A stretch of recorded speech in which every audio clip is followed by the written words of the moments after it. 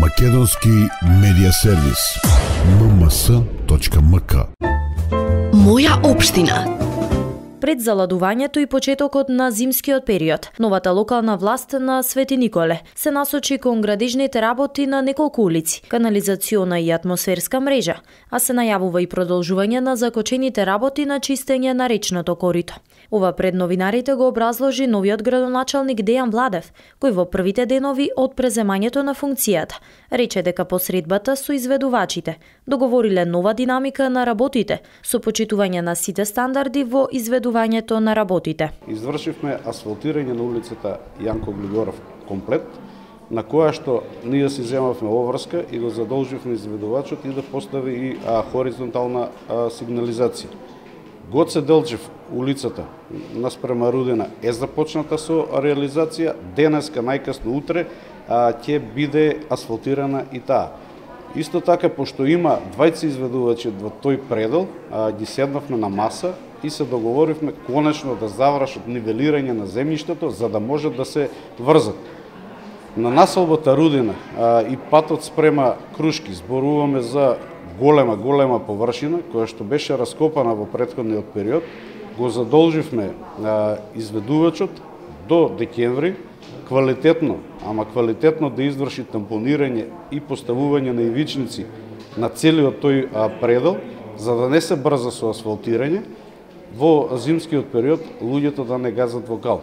Имаше заборавено доста куќи во тој предел кои што не беа врзани на канализацијата, затоа ќе им оставиме простор на стручните луѓе вработени во јавното комунално предпријатие во најбрз можен период, прво да ги приклучиме луѓето на канализационата мрежа за кои што веќе имаат и платено, а се уште не се приклучени. Тоа зборуваме за сигурно 20-30 фамилии, што не е мала бројка за занемарување, да не извршиме асфалтирање како што беше предвидено, па потоа да копаме и да правиме дополнителни проблеми.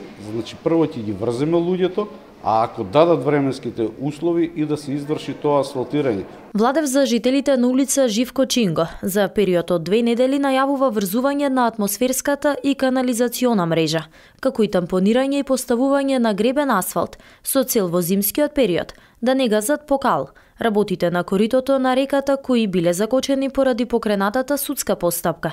Градоначалникот на Свети Николе најавува дека ќе продолжат за 20 на дена. Значи веќе се договоривме да се повлечат тужбите од страна на изведувачот и против тужбите од страна на локалната самоуправа, пошто се работи само за едно рочиште, значи со минимални трошоци. Се постигна договор од 1 декември изведувачот заедно со стручниот надзор да започне конечно да го исчисти речното корито и да го среди, односно да го тампонира.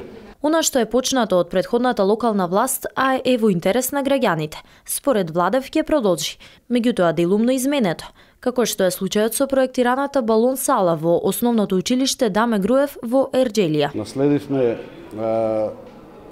распишан тендер за изградба на балон сала, но без подлога долу. Бевме во недоумица дали да го запреме проектот или да најдеме некој начин таа балон сала да биде навистина балон сала. Во согласност и во соработка со финансовата служба при општина Свети Николе одвоивме дополнителни средства за да се направи тој тампон и оваа балон сала во село Ерџелија да личи на вистинска спортска сала, балон сала, кај што младите во село Ерџелија ќе можат да спортуваат. Измена ќе има и во планот и проектот за изградба на спортски објект во средното општинско училиште Кочо Рацин, чии ученици со години немаат објект за изведување на настава по спорт. Наместо балон сала, во центарот на Свети Николе ќе се гради спортска сала со цврст објект. Имаше идеја од страна на претходната локална самоуправа таму да се гради балон сала, но ние као нова локална власт веруваме дека многу е подобро да се изгради спортска сала со тврда градба, као што доликува на општина Свети Николе. Можеби ќе некој период ќе биде покасно од предвидената за балон салата, ама вистинска спортска сала за Свети Николе за Солу Кочурацин ќе има. Градоначалникот Владев најавува дека во Ерџелија ќе продолжи проектот со изградбата на детска градинка, која е финансирана од Министерството за труд и социјална политика, додека ќе се работи и на градскиот стадион, каде игра фудбалскиот клуб Овчеполе. Во првите денови од неговиот мандат, Владев одлучи да го поништи тендерот за изградба на затворен базен, бидејќи како што објасни целиот проект е 1,5 милион евра, колку е едногодишниот буџет во општината. Пари што не се обезбедени. Како што вели Владев, базен ќе има, но со помош на приватниот капитал. Моја општина. Македонски медиа сервис. mms.mk